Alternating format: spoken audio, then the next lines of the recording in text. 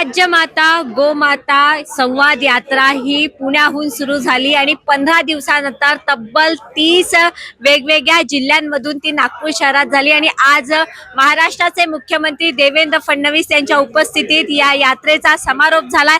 आपल्यासोबत या पूर्ण आयोगाचे जे लोक आहेत ते आपल्यासोबत आहे, अध्यक्ष आपल्यासोबत आहे। दादा, पूर्ण 30 दिवस म्हणजे पूर्ण 15 दिवसाची ही यात्रा होती।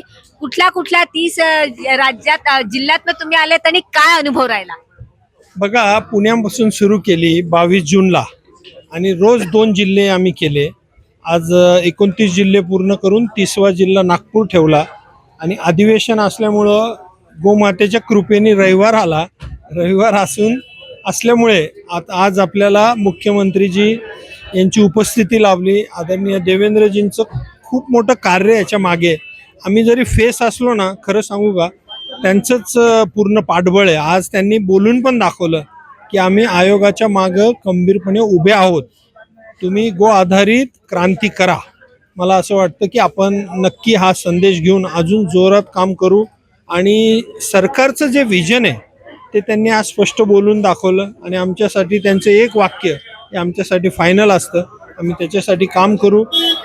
जिल्ह्यात ज्या जिल्ह्यात गेलो, मी खरं सांगतो, मला असं वाटलं होतं की आपण तर निघालो तर आहे, पण काय होईल कसं होईल खूप अवघड होतं। असं सोपं नसतं सरकारने 30 जिल्ह्यात जाणं। पण गोमातेची कृपा, एवढे गोमातेचे भक्त आहेत तुम्हाला काय सांगू। आणि प्रत्येक स्टेजवर कोणी असो नसो पण संत होते आणि खूप आनंदाचं वातावरण होतं। जे महत्त्वाचं आम्हाला निर्णय घेऊन आम्हाला लोकांना सांगायचं होतं ते मी सांगितलं। लोकांमध्ये आता जागृती झालेली आहे। त्याचा परिणाम आपल्याला वाटतो तेवढा नाही, त्याच्या खूप पलीकडे आहे। नुसतं अशी मीटिंग झाली असती तर त्याचा परिणाम एवढा नसता झाला। 30 जिल्ह्यात जेव्हा फिरून येतो, सगळ्यांमध्ये जागृती करून येतो की गो आधारित शेती करा, गो प्रोडक्ट विका, ब्राऊन रिव्होल्युशन आणायचे, रोजगार गावातच उपलब्ध होतील, व्यवसाय गावातच उपलब्ध होतील, हे सगळं जेव्हा आपण सांगतो, योजनेची पुस्तकं देतो, तेव्हा त्यांना पण वाटतं की आपण काहीतरी केलं पाहिजे। आणि आता याच्या पुढच्या स्टेपमध्ये आम्ही जेव्हा काम करू, मला 100% खात्री आहे, जोपर्यंत देवेंद्रजी आहे, आयोग असेल, देशी गाय असेल, गोवंश असेल, सगळ्या गोष्टी 100% चांगल्या पूर्ण होतील। बिलकुल, तुम्ही फक्त गाईला न म्हणजे सेंटर न करता तुम्ही बैलांना पण विशेष फोकस केला आणि त्याच्यासाठी पण त्यांनी सकारात्मक भूमिका घेतली। काय सांगाल? मला खरं सांगू का, मला आतमधून इतका त्रास होत होता, म्हणजे मी पण गोभक्त आहे, मला सगळी परिस्थिती माहिती आहे की आपण फक्त देशी गाईला देतोय, योग्यच आहे कारण आमचा आयोगच देशी गाईसाठी, गोवंशासाठी। पण खरी अडचण होती बैलांची। सगळ्यांचा विषय पहिला तोच यायचा सगळीकडे गेलं की म्हटलं थांबा, धीर धरा, आहेत देवेंद्रजी, 5 तारखेला आपण मांडू विषय, ते काय उत्तर देतील ती दिशा असेल। मला वाटतं त्यांनी दिशा आज अगदी स्पष्ट केलेली आहे। बिलकुल, देवलापारच्या या गोशाळेवर आजच्या कार्यक्रमाच्या समापनाची पूर्ण जबाबदारी होती। काय सांगाल?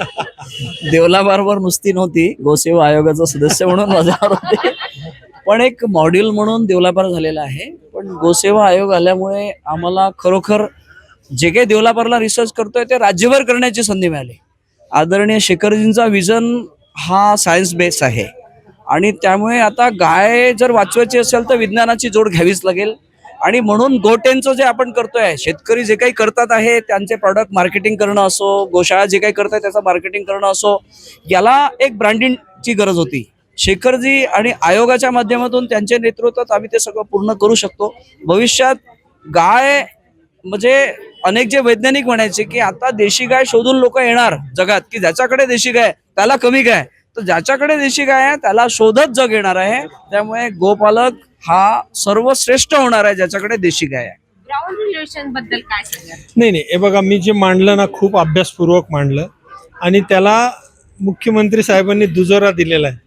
माझं हेच म्हणणं होतं की जेव्हा ग्रीन रिव्होल्युशन आलं, हरित क्रांती, योग्य होतं, तेव्हा पाऊल उचललं मुख्यमंत्री साहेब पण तेच म्हटले की योग्य होतं, परंतु किती पर्सेंटेज वापरायचं, कसं वापरायचं याचा कोणाला भान राहिला नाही आणि इतकं ते जास्त प्रमाणात वाढलं गेलं की आज शेती उत्पन्नच देत नाही जास्त, म्हणजे तो पर्पजच डिफीट झाला। आणि सगळ्यात मोठं त्याच्यात नुकसान कोणाचं झालं असेल तर आपलं सगळ्यांचं आरोग्याशी नुकसान झालेलं आहे.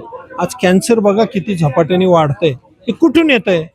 आपण भाज्या घेतोय, फळं घेतोय, दूध घेतोय, पण आहे का खात्री? मला सांगा, नाही आहे. म्हणूनच आता गो आधारित शेती, प्राकृतिक शेती हा एकमेव उपाय तुम्हाला सांगतो. आणि म्हणून मी त्याला ब्राऊन रिव्होल्युशन नाव दिलं. ब्राऊन रिव्होल्युशन म्हणजे गोबर पण ब्राऊन आहे आणि गोमूत्र पण ब्राऊन आहे आणि मी पण ब्राऊन घातलाय आज. त्यामुळे ब्राऊन रिव्होल्युशन आपल्याला करायचं आहे. बिलकुल. असा एकही विषय जो होता जो आज मुख्यमंत्र्यांच्या समोर सुटलेला नाही, त्यात गोरक्षकांचाही विषय तुम्ही हाताळला, काय सांगाल? नाही काय आहे, गोरक्षकांचा विषय मी मुख्यमंत्री साहेबांसमोर याच्यासाठी मांडला. याच्यात खूप अडचण होते आम्हाला मदत करायला. कशी मदत करायची, काय करायचं, लोकांचे जीव जात आहेत. आता बघितलं, एक परिवार आला होता. आपण पैसे देऊ शकतो पण त्यांचा मुलगा गेला ना, म्हणजे करता धरता गेला. हो, पैसे देऊ, शिक्षण करू मुलांचे, काय खूप मोठी गोष्ट नाही, पण तो मुलगा गेला ना. असे किती प्रकार होत आहेत. आणि गोरक्षक खरं सांगतो म्हणजे जीवावर उदार होऊन हे गोरक्षण करतात. पण मी ते पण बोललो की ज्या गो हत्याबंदी कायदा होता पण त्याची अंमलबजावणी व्यवस्थित होत नव्हती. पण आता 21 मेला जो GR काढला त्याच्यानंतर सगळे हादरलेले आहेत. आणि तुम्हाला मी मीडियावर सांगतो, आता त्यांची भाषा पण बदलली आहे. आता ते म्हणतात राष्ट्रमाता करो. तुमची गरज नाही आहे दादांनो. तुम्ही फक्त आहे ना, फक्त काही गोवंशाला हात नका लावू, बाकी आम्ही सगळं करू. काही गोरक्षक जे आहे ते अजूनही आपले जेलमध्ये आहे. नागपूर शहरातली ही बिकट स्थिती आहे. दादा, नागपूरकर म्हणून तुम्ही त्यावर काय भाष्य कराल? कारण विषय गंभीर आहे. गोरक्षक कार्यकर्ता त्यांची थोडीशी चूक झाली असेल की त्यांनी 112 वर पहिले डायल केलं पाहिजे, कायदा हातात घेऊ नये. पण खरोखर मी आयोगाचंही सदस्य म्हणूनही नागपूरचं ही स्थिती की जे कार्यकर्ता पोलीसमध्ये कंप्लेंट करायला गेले आणि त्यांच्यावरच कार्यवाही करण्यात आली, ही अतिशय लांछनास्पद आहे. या कार्यक्रम आणि या यात्रेमुळे आम्ही त्याच्यावर लक्ष देण्यात कमी पडलो असेल कदाचित. पण निश्चितच आता त्या संबंधित जो कोणी अधिकारी असेल त्याची सखोल चौकशी आम्ही आयोगाच्या माध्यमातून करणार. आणि अशा कार्यकर्त्यांवर मग खापा पोलीस स्टेशन असेल किंवा मला वाटते नाही सावनेर नाही आहे, याच्यात लकडगंज की कळमना असं पारडी पोलीस स्टेशन आहे, या संबंधातल्या अनेक शिकायत येतात आहे.